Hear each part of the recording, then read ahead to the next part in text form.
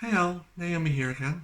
Um, as promised, I said I was going to do a video on why I think I'm autistic, and this is a lot harder than I thought it was going to be. Um, because the other day, essentially, I don't know, I'm struggling with self-image. I don't like the way I sound currently. Obviously, that's not an autistic thing, of course. I have low self-esteem anyway. Um, a lot of M's. You're probably going to get tons of M's through this video. So just bear that in mind. There you go again, see? I'm going to try not be too aware of the M's, but we'll see. Either way, so I'm going to maybe record this video, record it, pause it until I get what I need to do. And kind of go from there and see where it goes. So this is kind of like an introduction to me going over what I need to go over. But yeah, so I'm going to pause it here and kind of go from there. Alright, so I'm back. Where do we begin? So one of the things that can relate to autism is sensory issues. So I have multiple sensory issues. One of the ones that stands out the most to me is the sensation of touch. So like it all depends on the day. Sometimes it's worse, sometimes it's not so bad. And bear in mind, a lot of autistic stuff can relate to, like, there's many crossovers between one condition and another condition. So for instance, touch can also relate to things like fibromyalgia. It can also relate to, I don't know, I can't think off the top of my head, but there's lots of conditions that touch can relate to. But it is one of the symptoms of autism, so I thought I'd cover it either way.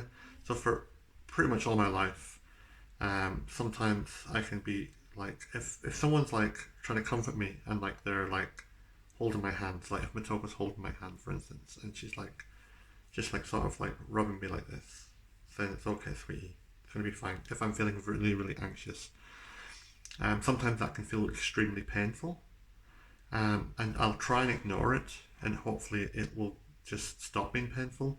The problem is it doesn't just stop being painful, so I'll have to say to her, Mitoko, can you not do that please, because it's hurting. And she's like, oh, she's so sorry, I'm so sorry, sweetheart. And then she'll grasp my hand tightly, and if it's a tight grasp, it's not a problem. Like, if someone's rubbing my back, like, softly, it'll hurt. Basically, my skin is oversensitive, always has been, for as far back as I can remember. But I love hugs. Like, I'm not an anti-hug person. I'm totally hug person. I just love hugs. So yeah, um, that's one of the can't speak. That's one of the situations that can be linked to autism. Now, obviously, everything I cover can fit atypical people too. So I think there's, like I said, I think I explained a few days ago, there's like 64 different traits that can fit into autism, and you can either go one end of the spectrum or the other end of the spectrum per trait, and that kind of makes you non-atypical, if you will. And if you kind of land in the middle of that symptom, you're kind of like a regular person. However, and I do throw in however, every atypical person can land on so many traits. So they might land on 15 of the 64, 25 of the 64. And I think it's something like you have to cover up like either 30 or 40. I don't know the numbers. We're not going to go into that today. But the point is, so if I'm saying something here and it sounds like you, that doesn't necessarily mean you're autistic. It could just mean that that's one of the traits you've had throughout your life, and for whatever reason, it's who you are. That doesn't mean to say you have autism by any means. However, when it comes to myself, I tend to fall on a lot more than the ones I'm just mentioning. But I'm just going to go over a few today just to give people an idea. So that's one of the ones that stands out for me. So number two. Again, these are not in order. There's no particular order for these traits. I mean, traits don't technically have an order anyway. Is I sometimes can take things literal. So if someone says to me, I don't know, can you go to the shop and pick up some bread or something? And if you see something else, grab it or whatever. I don't know. That's I don't know. That's a really bad example, but I'll give you a story from when I was a child. So when I was that's a terrible example. When I was 5 year old, and I was at primary school, I believe. Was it primary school? Yeah, Little Bean Primary School. And I was. This is when I was living in Scotland, because I did live in England for a long time. But this is when I was in Scotland. I was in my primary school, and we were cutting out pictures that we drew or whatever, and we were like, it was like art and design or whatever. I don't know what it was. I mean, they didn't really have set classes back then. It was just, it's primary school. You do whatever the teachers put on for that day. You have one teacher, and the one teacher does everything. It's primary school, or at least that's how primary school used to be. At least where I lived, it used to be like that. Obviously, schools now are much more like, you have science teachers, all sorts of teachers, and that's tend to be how secondary school would be, or I don't know what they have in America, because my friends are sometimes American or Canadian or whatever. Anyway, the point is, each one's different. Anyway, I tend to be rambling, so forget the rambling. So anyway, I was cutting out my picture, and I'm really precise when it comes to cutting around like the picture I wanted. And we were just drawing, like, I think something like self-portraits or whatever we were doing that day. And there was like, I remember this girl sat next to me, and she's like, "Oh, can you cut my hair, please?" Now, me being dumb, or should I say me being autistic, if you will, because by the way, that's not me saying autistic people are dumb. That's not what I meant by that, so let me just clear that out there. We are not. Autistic people are actually highly intelligent. Although that's not true as well. Some autistic people are low intelligent, some autistic people are high intelligent. They can fit all over the spectrum again. It's not set in stone either way. Anyway, I don't want to go off topic here. So she said, "Can I cut her hair?" I took it as literal, and I got the scissors out. Well, I never got the scissors out. I already had the scissors out because I was already using them. And I remember cutting like half of one side of her hair off. So if my hair's gone down to here, I cut her hair and I cut it all around. And I remember her bursting into tears and running to the teacher and saying that I'd cut her hair. And I was like, "Why is she angry?" And the teacher said, "What did you do that for?" And I said, "She asked me to cut her hair." And she said, "Well, she meant the picture." And I was like, "Well, I didn't know that. She just said to do this." So I got suspended. So can you imagine, as a young child, being suspended for the first time ever, or at least the first time I ever remember. And the teacher gave me a letter to take home with me. And in the letter, it was to say that I'd been suspended, and like they wanted to speak to my parents, and that my parents had to come into school, and I wasn't allowed back until my parents had spoke to them. So there wasn't necessarily a set time of how long. I think I was suspended for a week in the end anyway. But I remember like taking this letter home and thinking, "Oh my god, my parents are going to be so angry at me. I'm in trouble." I didn't understand why I was in trouble, and the teacher tried to explain it to me, what I did was wrong and stuff, and I said, "Well, I thought that's what she wanted." So I remember throwing the letter in the bushes on the way home. Anyway, I got home, and my parents said, "Have you got a letter for us?" And I was like, "Well, no. Why would I have a letter for you?" So I started lying to my parents, and they said, "Well, we just got off the phone to your teacher, and she'd already explained what happened. She said you'd give her the letter." And I said, "I don't have the letter. I threw it away." And I just remember getting spanked because parents back then used to spank their kids. I don't agree with it, but it was what it was. And again, we're going off topic. But the point is, I took it literal. So that's my second thing, I would say. I took things literal. I still take things literal sometimes to this day, although I'm much better at reading between the lines now. I try analyze everything. I think, do they mean this? So that's why I get confused what sometimes things mean. So like when I'm reading letters, I see so many ways a letter can mean something, because now I know that I'm hyper aware of what that could mean, and that could get me into trouble or whatever. So like for instance, when I was given the initial application questionnaire for autism, there was questions on there. It's like, do you see the full picture or just part of the picture? And I was like, well, what does that even mean? Picture of what? What, define what you mean by picture. So I would like literally analyze, what does that even mean? What do you mean by picture? And you get the idea. That would be really awkward. So I had to ask my friend online, who my friend Sarah at the time was very helpful, and she explained that the big picture would be like how you see the whole situation, and the fine detail would be like how you analyze the picture and you notice everything within the picture.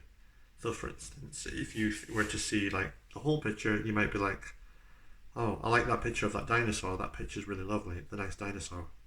Whereas I would look at that dinosaur and be like, "Oh, I like the flowers around the dinosaur. I like the fact he's got like big sharp claws. Oh, look at his scales. Aren't they beautiful?" I would notice everything to do with that picture of the dinosaur. It wouldn't just be like, "Oh, that's a nice picture of a dinosaur." And sure, other people may notice it, but they wouldn't really point it out. And they wouldn't notice it in as much detail. I would notice the brush strokes of how that dinosaur was painted, for instance, how old that dinosaur was, the name of the dinosaur. I would basically understand a lot more about the dinosaur. It would mean more to me. Anyway, onto the third one, which I seem to be doing a lot, is rambling. So I tend to over elaborate and stuff, which is another symptom. It can also be a symptom of ADHD, as well as many other things. But again, we're trying to cover autism here, so these can fall into the autistic symptoms. I tend to overthink things, go over stuff, go off topic, go on tangents, if you will. And I don't mean to do that, but this is just something I've always done. And it's been a bit of a troublesome because it can lead to another symptom, which is talking over people. I tend to worry about that I'm going to forget what I'm going to say. Otherwise, people will talk. So if someone's talking and they're giving me back their feedback, I'll interrupt them, and that's got me in so much trouble over the years. And it's really not a good thing to do. It's very rude, but I don't mean to be rude. It's just really awkward. So yeah, it's just one of them things. Anyway, I'm going to pause it here and we'll go on to the next question. I believe that's 3 covered so far, but if it's not, I don't know. I'm not really counting them too much. I'm just going to cover a bunch of them and then we'll just go from there. Anyway, I'm going to take a pause and we'll go from there.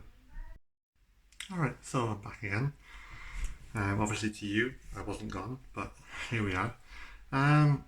So, another thing that I like to do is be organised when it comes to, my organisation skills these days are terrible, but what I mean is if I'm giving a certain thing, like for instance, when I was younger, I would have like Lego, and with the Lego, I would like build obviously stuff with it because that's what Lego's for. You build stuff, but I wouldn't build stuff straight away. I would always pour the big box of Lego out because it would usually go in a big container that I had after like collecting so many Legos over so many years. And I would pour it all onto the carpet, and I would spend at least half an hour just putting each colour where the colours go. Like, so I'd have like yellow bricks, blue bricks, green bricks, red bricks, and I'd have each category of colour in different sizes, and it used to drive my brother nuts. He'd be like, "What are you doing? Why are you doing that? Just build the model." I'm like, "I don't want to. I want to sort this out first. I can concentrate better if I know where all the colours are, and then that way I can build the model in certain ways and build the walls in certain colours and stuff, and it's just how I want to do it. Just let me do this, please." And it used to drive my brother nuts. But that's just what I did. I just had to have everything set in colours and set in categories and kind of do it that way. I do that less in these days. I say less with my Steam, for instance. You've got online gaming and you use that thing called Steam for like PC gaming, that is. You can have categories, and I set up categories, so I have things like shooter games, single player, multiplayer, and co-op, and I'll have to add it to whether it's a single player, co-op game, or thingy game, or if it's all free. Put it into each category, as well as what the game is. It's a shooter game. Is it like a multi-online shooter game? And you get the idea. I have over 400 odd games on there. Not because I'm rich or anything like that. I tend to be part of these websites where like you can subscribe, and sometimes it's like really good deals. So you can pick games up for like £1 and get like 4 or 5 games for £1. It sounds nuts, but yeah. And over time, my Steam list has got much larger. So whenever I get that, I have to have everything in its own category, and it's just really neat. I used to have things in certain ways to be very precise when I was younger as well. As a teenager, I would have my room in a certain way. All my DVDs, I'll show my age now of course, all my CDs and DVDs It would be in alphabetical order as well as categories. So it'd be like horror movies, alphabetical order, um, action movies, alphabetical order. You get the idea. And it would all be very neat. And my friends would come in and they would like say, "Can I borrow that movie?" I'd say, "Yeah, yeah, sure, you can borrow the movie." They would borrow the movie, and then when they return it, they would just sometimes put the CDs in the wrong boxes and stuff, and that would drive me nuts. Or they'd put it back on the shelf in the wrong place, and I'd get upset over it. And they'd be like, "Why are you upset?" I was like, "Because I want it back there," and they never understood why I was upset. I would also put like I was kind of a little bit OCD, to be honest. I'd have like the remote controls all lined up neatly on my table, and they would deliberately mess them up just to wind me up. Um, and they were like, "Why does it bother you so much?" I said, "It doesn't. I just like it neat. Is it hurting anyone?" Because to be fair, it wasn't hurting anyone. Maybe it was emotionally hurting them. I don't know. I mean, it's hurting me not having it that way. So just leave it. It wasn't hurting me. I got bullied so much by them, and they used to ridicule me and take the piss at me. I mean, I say they're friends. They weren't really friends, looking back in hindsight. But they would just bully me and just be horrible to me, essentially, for being, I suppose, different, a little bit OCD, a little bit neat, a little bit categorized. Everything was always tidy in my bedroom, and they didn't like that. So they would always, well, bully me for it, I suppose. And over time, I just stopped caring. I stopped looking after my room. I stopped looking at it. I became a bit of a person who just stopped caring, I suppose. I suppose that's when my depression started to develop. Um, but then I was getting bullied at school by other people as well, so I always suffered with depression anyway from a very young age. I remember going to my friend's house, like, crying my eyes out, and their mum was giving me a hug. And yeah, it was just, they were like, "How is your mum and dad helping you at home?" And no, they weren't, because they were part of the problem, to be honest. But I'm not going to go into detail with that. That was a whole different thing. Because of the religion, it's like being at home wasn't fun either. So yeah, let's not go into the whole dark side of my childhood. But yeah, it just wasn't great. So yeah. Anyway, we're kind of going off topic again. Another one is eye contact. So like I explained in another video before, I find eye contact or looking directly at someone's eyes very, very awkward and jarring. And in like this video, it's probably not that noticeable because I'm just looking at a video of phone screen. Even though I'm still looking at myself, I feel really uncomfortable. I'm trying not to be uncomfortable. The more I'm aware of it, the worse it gets. The more I feel jarred by it. So I try not to overthink it, because then it starts to make me feel dizzy. An example: I was feeling really anxious the other day, and I went to my speech therapy to try and learn to speak more feminine. Obviously, I'm not doing that at the moment because I'm just trying to make this video as relaxed as possible so I don't feel overwhelmed, because this is already very overwhelming anyway. But I went there, and she says, "How is your home life? How are you getting at home?" I said, "Honestly, I'm not doing great. I'm struggling right now. I just want to hide away." And she's like, "Oh, I'm sorry to hear that." And because she's quite a clinical woman, I just felt really like I didn't want to be there. I just wanted to run out there and just not be there. And she means well. She's absolutely really lovely. She's a really nice woman. But at the same time, I just don't think she gets me. Um, she certainly doesn't understand FND. As when I pointed it out to her, she's like, "Oh, that's just your brain playing tricks on you and stuff." I was like, "Well, actually, there's a lot more to it than that." But I'm not going to cover that and go into too much detail there. But the point is, I wanted out that room, and I just remember being in that room. This is another symptom that I'm about to cover, actually, which is to do with sensory as well, which is to do with sounds, and how I sometimes can hear the smallest of sounds when people are talking. So when I'm feeling anxious or more vulnerable, again, this is something that can relate to regular people as well. As she was talking to me, all I remember is looking at her, and I could just see her and hear her talking, and everything in the rest of the room was all static.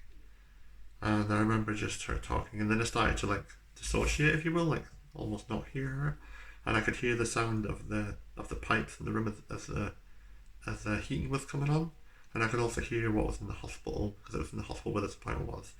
Um, People on the outside walking past the door, like doctors, nurses, and patients. You could hear them going back and forth. And so she's talking to me, and I'm not even hearing what she's saying at this point. I'm just hearing all the outside sounds. Everything was so loud, and I just needed to be out of there. I explained to her that I wasn't happy now and whatnot, and she's agreed to put me on on a pause so that I can return my speech therapy when I'm feeling more stable. Because right now I'm really really struggling with the whole thing, and I feel like I need to get this sorted before I can get that sorted. Anyway, I tend to be rambling yet again, so that's another thing. Sounds and things like that. My brain just can't think of things. I'm going to just stop this one here before I try can think of what the next symptom will be or whatever. Anyway. Hey. Alright, so back to the whole thing. Another thing I've noticed I do when feeling anxious is I will stim a lot. And that can be like just tapping. So like you could be like tapping on a table, having your leg move up and down. I mean, again, this is all to do with this could be just under anxiety. Hand flapping. I don't do hand flapping as much as I think, or if I do it, I'm not aware of it. I'm aware I'm moving my hands right now, but this is not what I call hand flapping. This is more this is like talking, although I don't tend to do that much in reality. I tend to just like hold my hands like that when I don't know what I do when I'm talking. Don't really think about it, but I'm doing it as an expressive thing right now. I wouldn't class this as stimming. But stimming would be something that I would do, like, I don't know, like maybe just like play with my fingers. I don't know, just stuff you would do if you were feeling anxious, uncomfortable, which tends to be another thing that comes under autism. Is a lot of autistic people will stim when they're nervous. Like I'm actually doing it right now. You can't actually see on camera, but I'm actually like my legs are shaking. So I don't think you can see that. I don't think you can see my body moving or anything because it's so subtle. So there's not anything to worry about. And of course, this is very overwhelming doing this anyway because I feel very conscious about how I sound and how I look. I've actually got foundation on, oddly enough. Now, this was a lot more. I mean, I'm quite tired and I'm not sleeping great at the moment. But not the greatest at putting foundation, but I don't think it looks too bad.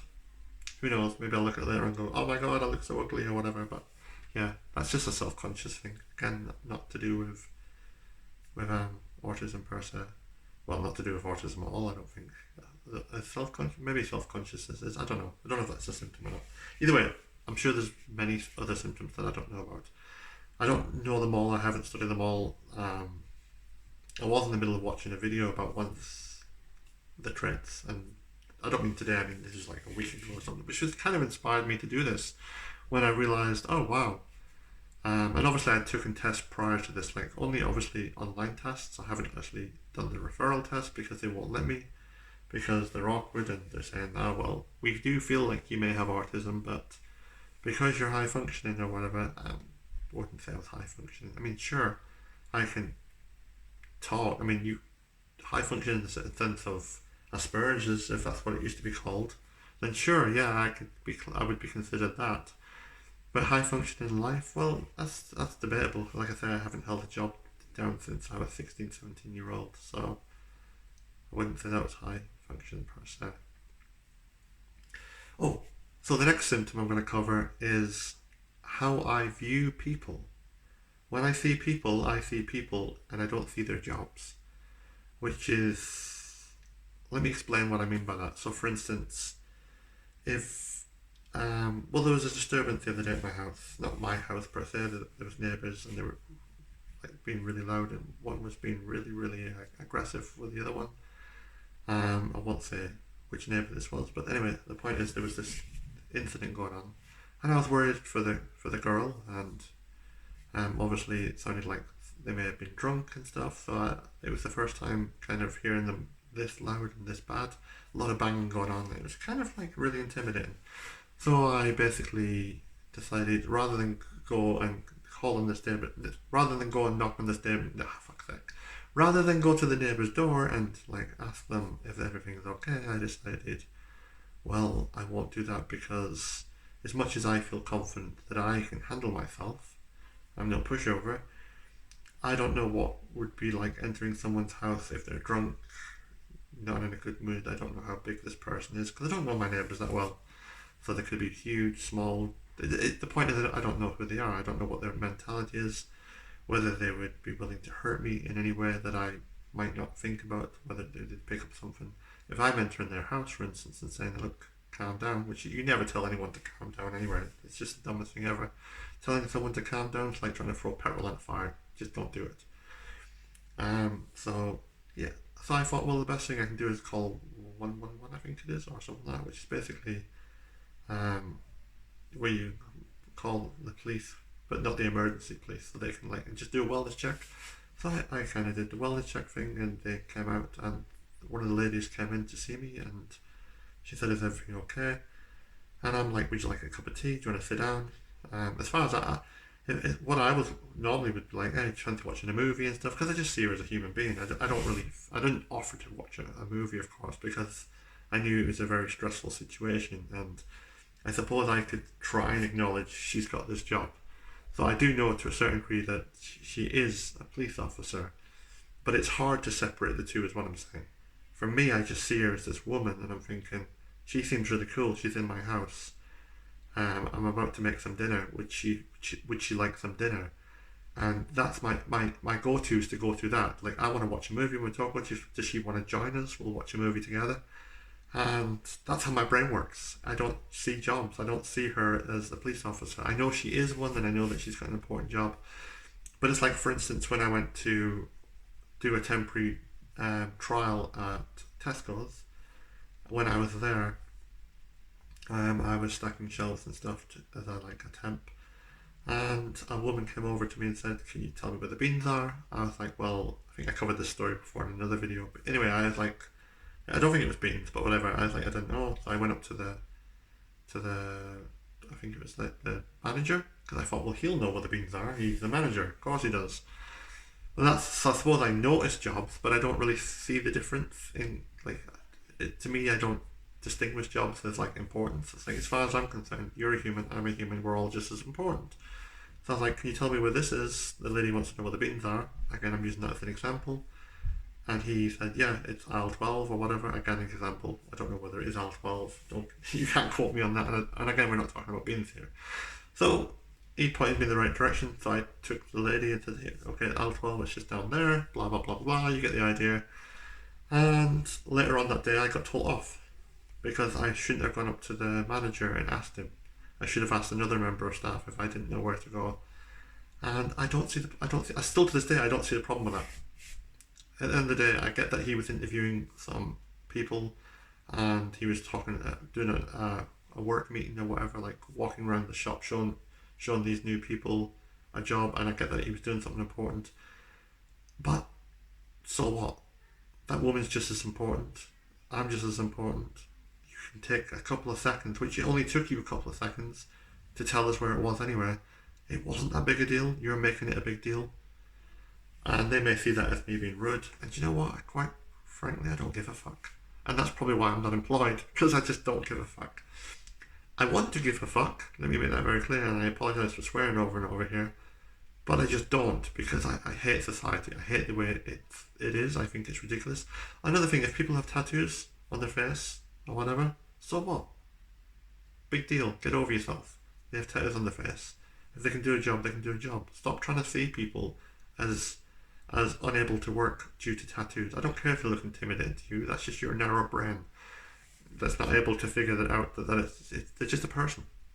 Maybe get to know them instead of prejudging them. Like, it's a whole judge a book before it's cover thing. Just stop doing that. Anyway, so yeah, I don't see jobs. I see people for people, and I treat everyone equal. So you could be collecting trolleys, or working in a charity shop, or you could be the royal family, or the president, or you could be the prime minister. And you know what? The person who's pushing trolleys or collecting trolleys or working in the charity shop, they're just as important to me to any MP. So yeah. In fact, I'm probably more likely to like the person pushing the trolleys, because most MPs suck. But that's a whole different story. But anyway, the point I'm trying to make is, atypical people tend to value people by job, and see jobs, and would know not to consider asking a person. It's like, for instance, I've got my hairdressers on here. Most people wouldn't ask their hairdressers to be their friends on Facebook. I've got my hairdressers friends on Facebook. because, well, I like them and they're my friends. I know they're not my friends per se; they're more of acquaintances. But I would quite happily go around their houses, eat dinner with them, go to the cinema with them. They're people. I don't care if that's weird. I don't care. Get over yourselves. To me, that's not weird. You're all weird. Everyone's weird. I'm the most normal here. But yeah. So that's just how I view things. Anyway, I'm going to pause this here, and then I'll think of another question. Or it's not even a question, is it? It's more of another symptom, and then I'm going over it. Yeah, you get the idea. I'll think of another thing to ask myself. Or is that asking? Anyway, yeah, I'm rambling again. Hey.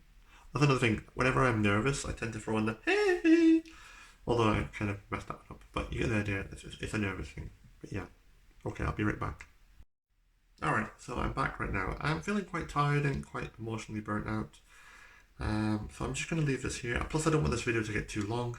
I think we've covered 5. Now, I know I was going to do 10, so I'll do another 5 maybe in a couple more days' time.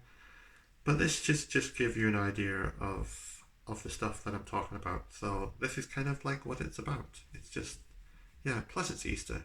I don't I don't celebrate Easter, but you know, it's Easter. I should be relaxing. I shouldn't have to be recording videos for you lot. I'm joking. No, I'm joking.